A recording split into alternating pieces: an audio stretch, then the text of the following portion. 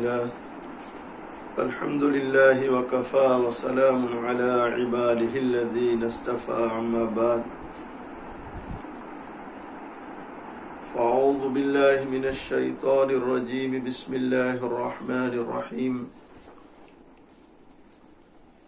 لقد كان لكم في رسول الله أسوة حسنة صدق الله مولانا العظيم۔ محترم حاضرین، آج کی اس بابرکت مجلس میں کچھ ذمہ داران کی طرف سے چند باتوں کی طرف متوجہ کرنے کے لیے کہا گیا، جس کے پیش نظر آپ حضرات کی خدمت میں حاضر ہوا ہوں۔ اس وقت پوری دنیا میں لاک ڈاؤن کا ماحول ہے اور یوں سمجھے کہ ساری دنیا کے لوگ اپنے گھروں میں بیٹھ چکے ہیں۔ ایک طرف بے انتہا برکتوں اور رحمتوں والا رمضان کا بابرکت مہینہ بھی چل رہا ہے۔ آپ یقین کیجئے اللہ تعالی حکیم ہے اور حکیم کا ہر کام حکمت سے بھرا ہوا ہوتا ہے۔ ہمیں پورا یقین ہے یہ لاک ڈاؤن بھی ہمارے لیے گویا ایک رحمت ہے، اس لیے کہ اللہ تعالی اپنے بندوں کے حق میں جو فیصلے فرماتے ہیں وہ خیر ہی کے ہوتے ہیں، بلائی ہی کے ہوتے ہیں۔ ایسے سخت حالات میں اگر ہم یہ کہتے رہیں کہ اللہ جس حال میں رکھے اللہ کی مرضی، میں سمجھتا ہوں یہ جملہ بھی اللہ نے چاہا تو ہمارے لیے مغفرت کا سبب بن سکتا ہے۔ آپ دیکھ رہے ہیں لوگ گھروں میں نمازیں پڑھ رہے ہیں، ذکر و اذکار کر رہے ہیں، تراویح گھروں میں ہو رہی ہے۔ بہت سے لوگ اس باب میں بڑے پریشان بھی ہے، ایک عجیب و غریب بے چینی ہے کہ مسجد میں جانا نہیں ہو رہا، مسجد والا سکون نصیب نہیں ہو رہا۔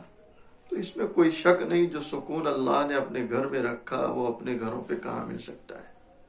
مسجد اللہ کا گھر ہے، سکون کی جگہ ہے، لیکن جب اللہ ہی نے روک دیا تو ہم آپ کیا کر سکتے؟ اس لیے کہ ہمارا یقین ہے کہ روئے زمین پر اترنے والا ہر فیصلہ اللہ کی طرف سے ہوتا ہے، اور ایمان والوں کی شان یہ ہوتی ہے کہ اللہ کے ہر فیصلے پر راضی رہتے ہیں، جیسے کہ وہ اللہ والے جن کا قول مشہور تھا، جدھر مولا ادھر دولا۔ تو ہم اللہ کے حکم کے تابع ہیں۔ حج کے ایام آگے آ رہے ہیں، کئی لوگ اہتمام سے رمضان میں عمرے کو جانے والے آج گھروں میں ہیں بیچارے۔ بہت سے لوگ جن کو حج میں جانا تھا، حج کی تیاریاں ہو چکی تھی، اب وہ بیچارے کشمکش میں ہیں، پریشان ہیں کہ اللہ کے گھر نہ جا سکیں گے۔ تو میں آپ بھائیوں سے یہی کہوں گا کہ پریشان ہونے کی ضرورت نہیں، مایوس ہونے کی ضرورت نہیں ہے۔ اصل میں ساری عبادتوں کا دار و مدار نیتوں پر ہے۔ نیتوں پر اللہ تعالیٰ فیصلے فرماتے ہیں۔ ہم گھروں میں آج نمازیں پڑھ رہے ہیں، تراویح پڑھ رہے ہیں، ہمارا اللہ ہمیں امید ہے کہ مسجد میں پڑھنے پر جو اجر دیتا تھا انشاءاللہ وہی اجر ہمیں گھر پر ملے گا۔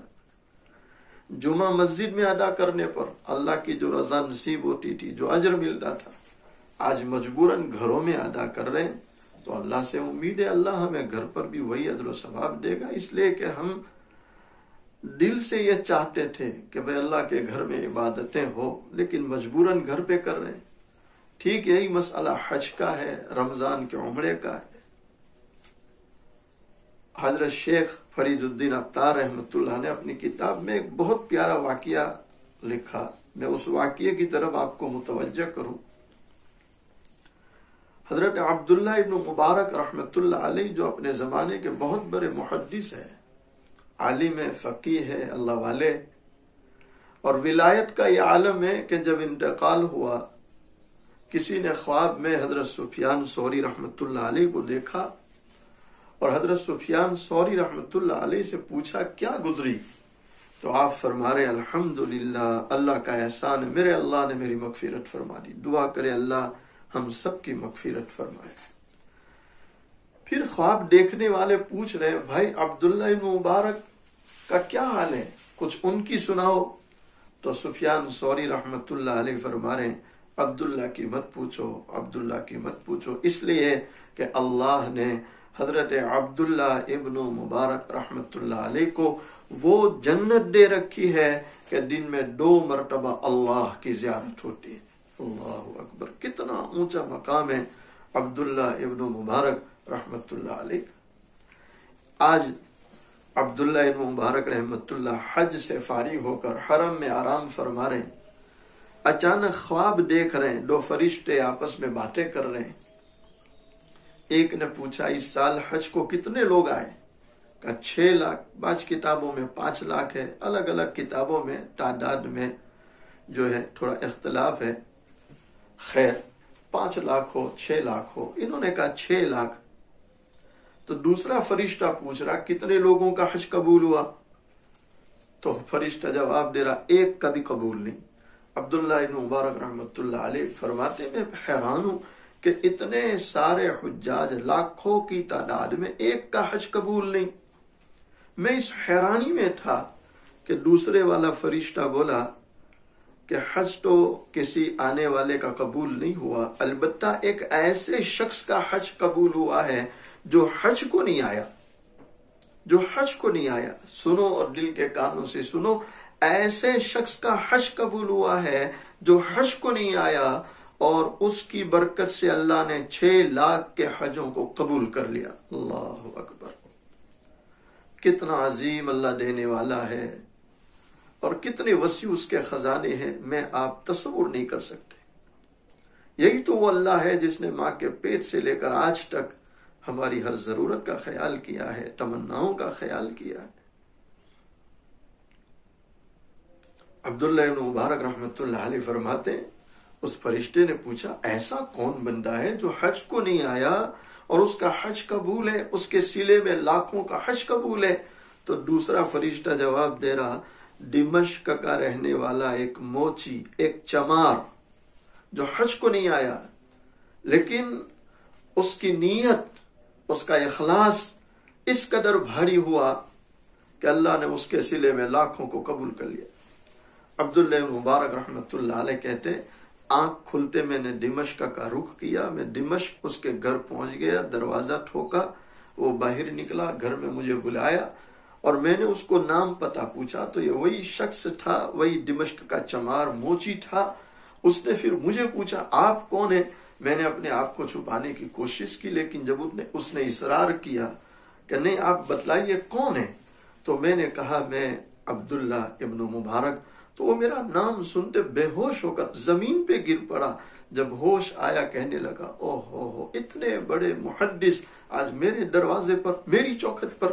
میں نے اس کو بٹھایا اور پھر میں نے اس کو پوچھا بھائی تیرا عمل کیا ہے، تیرا عمل کیا ہے، ایسی تو نے کیا نیت کی کہ تیری نیت کی برکت سے اللہ لاکھوں کو قبول کر رہا؟ اس نے کہا ایک رات میں گھر پہنچا، سخت بھوک لگی تھی، میں نے اپنی بیوی سے کہا کھانے کا کوئی ہو سامان تو مہیا کریں۔ بیوی نے کہا آج تو کچھ پکا نہیں، البتہ تمہارے پڑوسی نے بہت اچھا کھانا پکایا، کب سے خوشبو آ رہی، وہیں سے لے آؤ۔ میں پڑوس میں گیا، بڑی پیاری خوشبو آ رہی تھی، میں نے پڑوسی سے کہا بھائی آج میرے یہاں کھانے کا نظام نہیں ہے، تو نے کھانا پکایا، بہت پیارا کھانا ہے، تھوڑا سا مجھے دے دے۔ تو اس نے کہا یہ کھانا تمہارے لائق نہیں، تم اس کھانے کے قابل نہیں۔ تو میں حیران ہو گیا کہ کھانا میرے لائق نہیں، میں اس کے قابل نہیں، کیا مطلب ہے؟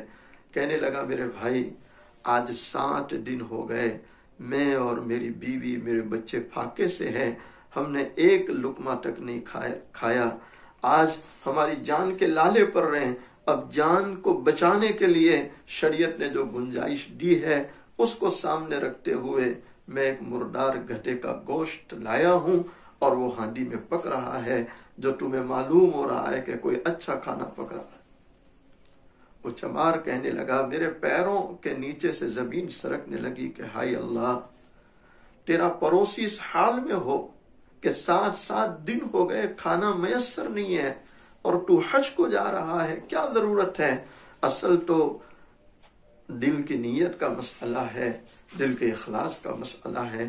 میں گھر گیا، بڑی محنت سے میں نے حج کے لیے 3000 درہم جمع کیے تھے، وہ میں لے آیا، میں نے اپنے پڑوسی کو دے دیا کہ میرے بھائی تو اس سے اپنی ضرورت پوری کر لے۔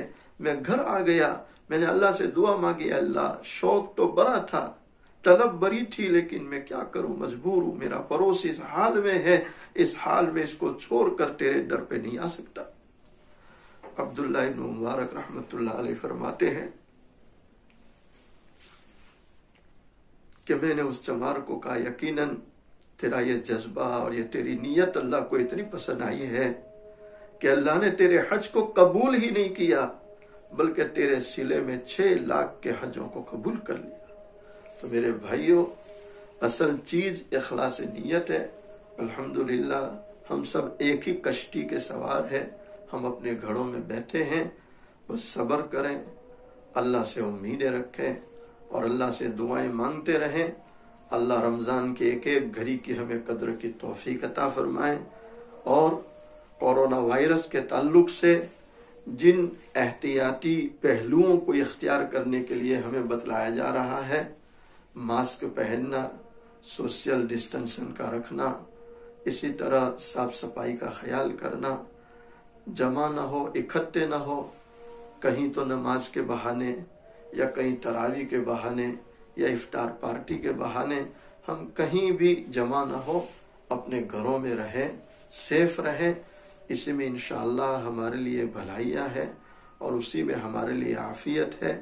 بس اللہ سے دعا کرتے رہیں کہ جس مصیبت پریشانی میں ہم آپ پوری دنیا مبتلا ہے، بس اللہ جلد از جلد اس مصیبت سے ہماری اور تمام لوگوں کی حفاظت فرمائے، عافیت کا معاملہ فرمائے، آسانی فرمائے۔ بھارت ہمارا بڑا پیارا ملک ہے، اللہ اس بھارت کی حفاظت فرمائے اور اس ملک میں رہنے والے تمام لوگوں کے ساتھ اللہ تعالیٰ اپنے فضل کا، خیر کا، عافیتوں اور برکتوں کا معاملہ فرمائے۔ بس یہ چند ضروری باتیں جو ذمہ داران کی طرف سے مجھے کہا گیا، میں نے آپ حضرات کی خدمت میں پیش کی ہے۔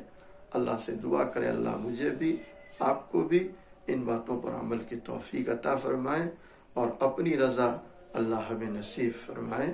کیا فائدہ فکر بے شکم سے ہوگا، کیا فائدہ فکر بے شکم سے ہوگا، ہم کیا ہے جو ہم سے کوئی کام ہوگا، جو کچھ ہوا ہوا تیرے کرم سے ہوگا، جو کچھ ہوگا تیرے کرم سے ہوگا، یعنی اللہ کے کرم سے ہوگا۔ وآخر دعوانا ان الحمد للہ رب